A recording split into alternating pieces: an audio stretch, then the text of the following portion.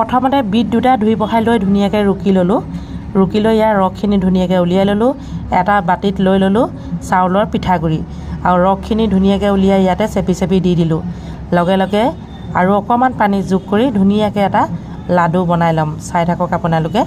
যদি চাই ভাল পায় লাইক কমেণ্ট কৰিব। লগতে সৰু সৰু ল'ৰা ছোৱালীবিলাকে বিট আৰু গাজৰ খাই বেয়া পায়।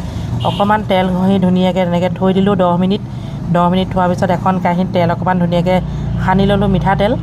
এনেধৰণে ধুনীয়াকৈ কেইটামান ভাঁজ দি পেলাই পিঠা টাইপত বনাই ল'লোঁ। এয়া চাওক, এই পিঠাকেইটা এতিয়া আপোনালোকে কি কৰিব জানেনে?